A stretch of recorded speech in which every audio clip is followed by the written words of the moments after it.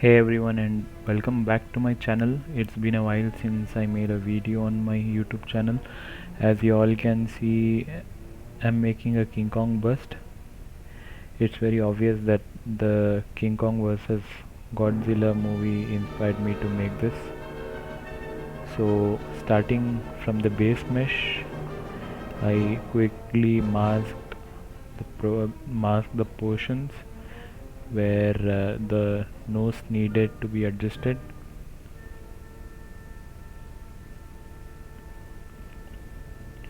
and I have the reference in my other monitor, which is why it is not visible in this. So for the references, I took the references from all over the places like Pinterest.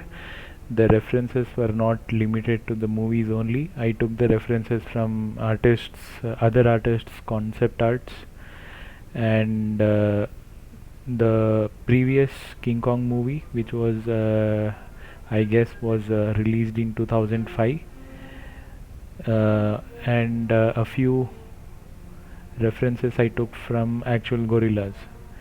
So that is why you can see, and the very important thing I will have to tell you over here is that I am not like following the King Kong very closely from the movie, because it will be very obvious from at the it will be very obvious if you look at the renders that it is not like a likeness which I tried to make over here, moreover like a stylized, because I am very bad at following references, so I just loosely followed all the references which I collected and just got on with it. So still am not very good at the anatomy, as you all can see. That is the main reason I'm using the masking technique very frequently over here, because instead of building the forms using the standard and clay buildup and moving the mesh around with the move brush, I find it easy just by like masking the parts of the mesh and moving around the mesh with a move topological brush. As you can see, I am using masking technique to give the bulky look to the mesh. Uh, as you all know, the King Kong character, it is like monkey on steroids, if I'm not wrong. And yeah, what else can I say about the model? So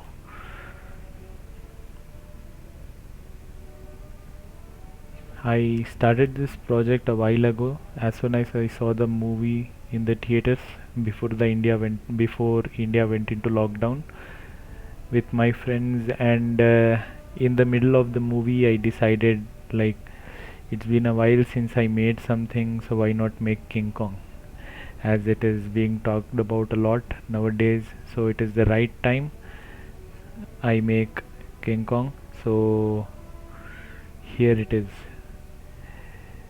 Talking about the model's anatomy, I'm not that good at anatomy, or else you can say I'm not good. I have no idea about the anatomy. All I know about the anatomy is from its visual aspects. Like, I just see the model. I mean, I just see the references from where I collected, and I just copy it. And I have no idea about what is going underneath the skin. Uh, I have vague ideas about the anatomy, but I don't have a professional knowledge, and personally, I don't think I need like anybody needs to know the anatomy in depth. If you can pick up the forms only by looking at its visuals, then I think it is more than enough. uh, it works out for me. It may or may not work for others. So I am trying to learn anatomy, but uh, looking at my schedule, it is unlikely that I'll get good at anatomy anytime soon. So I'm making the back of the model bulkier because most of the times if you look at some people who have fat, like a thick neck, it gives an impression that the person is strong. So I felt like it is very important I give this character a thick neck to give an impression. I felt like it is a very important part uh, to make an impression that this following character is in terms of strength is very strong. So yeah, and this anatomy is very close to the anatomy which I'm creating for this character is very close to human anatomy. The forms and the proportions are very similar to human anatomy. But I was looking at the VFX breakdown of the King Kong movie, and I noticed that the anatomy of the character in the movie is like very different from what it is from the gorilla's anatomy, and it is very different from human anatomy too. So they have made out their own anatomy looking at the requirement of the character. It doesn't resemble the anatomy of the King Kong. As far as my knowledge goes about the anatomy, it doesn't resemble with any kind of apes, and it doesn't resemble with any kind of human. And it is very obvious looking at the character. He looks like a mix between human and an ape, most likely a silverback gorilla. And again, I'm working on the facial anatomy over here, giving the forms, working on the lips. I personally felt very difficult working on the lips because I was not able to follow the reference, like the it was in short I can say that lips were very challenging for me. That is why I decided not to work on the lips, as it was a quickie project. I did not want to invest a lot of time in this project. So just because I saw the movie and felt like this character looks cool, that is the only sole reason I went on with the idea of creating a gorilla bust. I mean the King Kong bust. I started very low. I started with a very low uh, base mesh with a low resolution, and went on increasing the subdivision when I felt it was the right time. I always like each and every artist advises all the new learners that they go stepwise. I When I started learning ZBrush, whenever someone suggested me to always work on lower resolution as much as possible, I used to go like, why is this person telling me to work on lower resolution? Because at that time when I started learning ZBrush, I felt like working on higher resolution is so cool. Where like a mesh with a poly count of 1 million, and sculpting on it, it gave me satisfaction. Oh my god, like just making strokes with clay builder brush, it gave me so much satisfaction. But that satisfaction came with a huge cost, as Usually I was very demotivated because I was not getting desired results, just because I was not able to manipulate the mesh in the way I wanted it to. Then I just gave an experienced artist's advice a thought. So why not just try?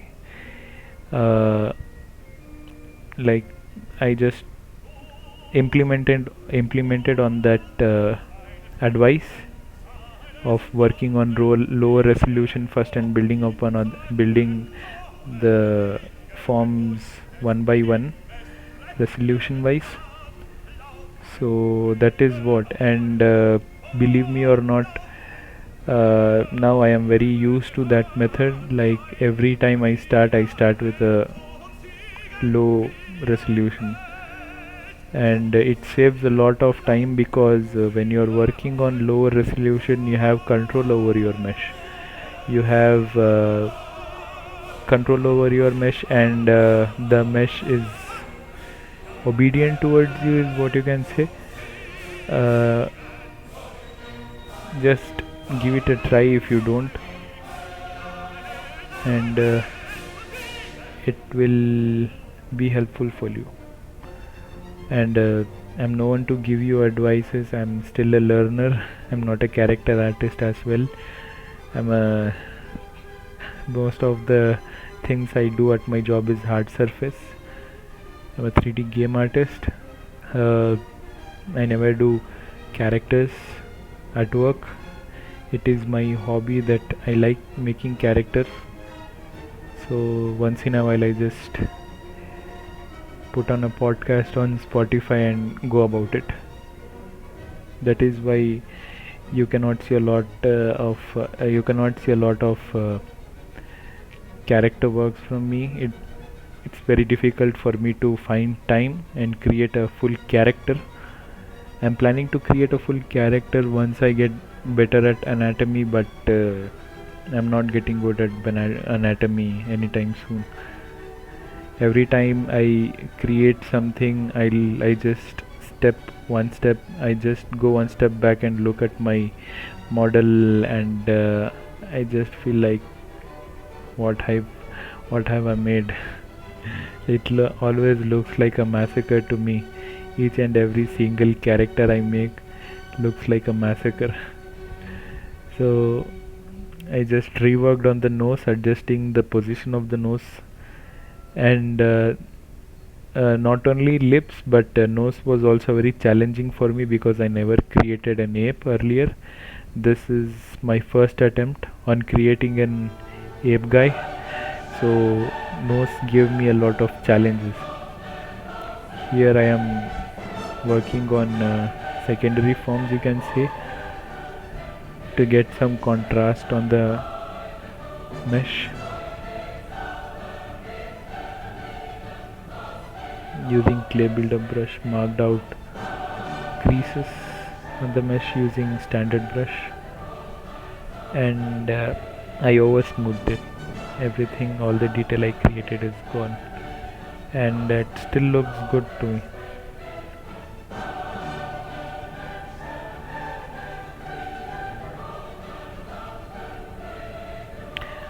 This brush I'm using is from Zbrush guides website.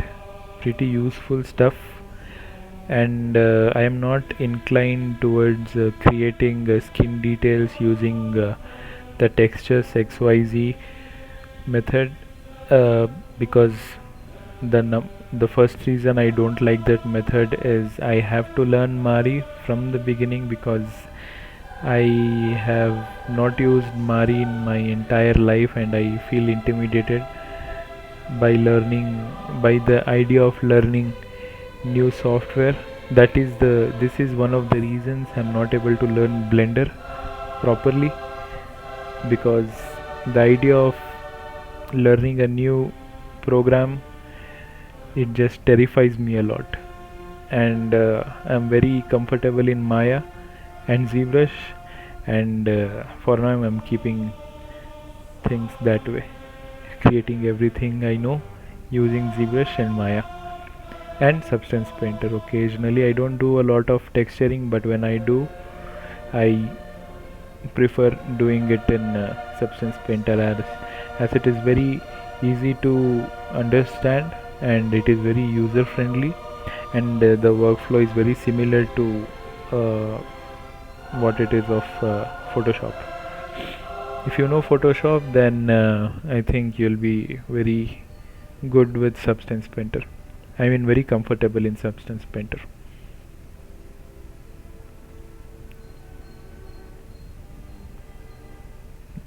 I'm going back in history and trying to find an appropriate brush to create the details on the skin, as I was not creating the skin details, the actual skin details for the character, more like giving the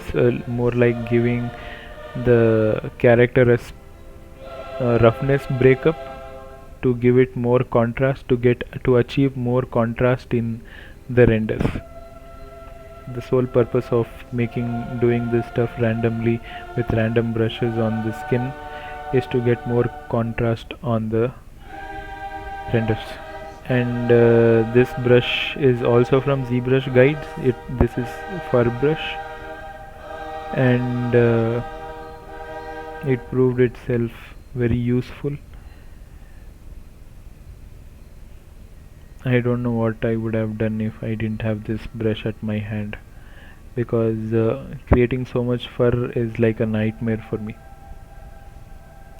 So I just grabbed this brush from my library and started throwing it around on my mesh to get that fur.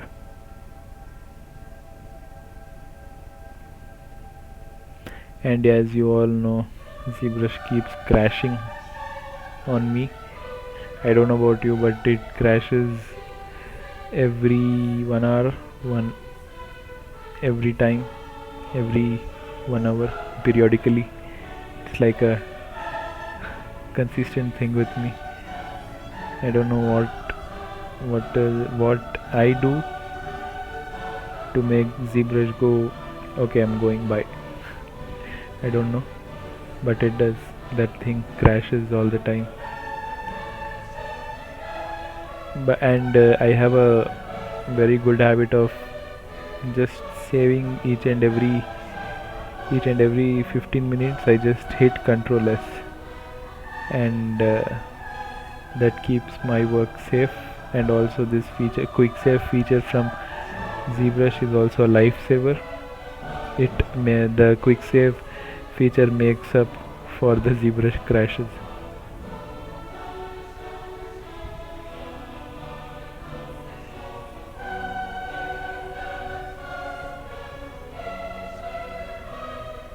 And I was experimenting with this brush earlier before I started using that brush on this King Kong model, and I got to know this brush before I started using this on this model.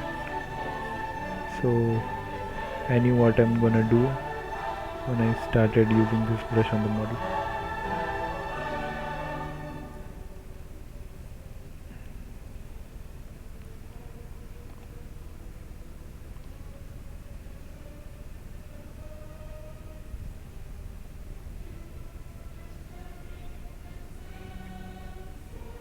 Now that I call this project done, whenever I look at the renders, I feel like I could have done a better job. I feel like I rushed myself towards the end, and this happens with me every single time. Whenever I end a project, I feel like I could have done better job. So I just make notes of what I can improve myself in, and I just try to improve myself in the next upcoming projects, which are not a lot of which I don't see a lot of improvement in my works these days. I don't know why. but still I don't know what keeps me driving. I like using ZBrush. The only thing keeps me going is ZBrush. It is it gives me a kind of satisfaction, and I crave for that satisfaction, and that is the only thing which keeps me going, or else I would have stopped way back. And here, to create the nipples, I just used the pimple brush or acne brush. I don't know which of one of those I used to create that pimple, because I knew the nipples were not going to be visible in the final render, so I just thought of doing random stuff with it, and I'm just testing different kinds of alpha brushes over here, which I bought from ZBrush guides, scar brushes. And looks like the video is coming to an end. Yes, it is. And before the video ends, I would like to request you people, whoever is watching my video, just consider subscribing to my channel and drop a like on my video, and comment would be appreciated too. And thank you guys, thank you for being my audience.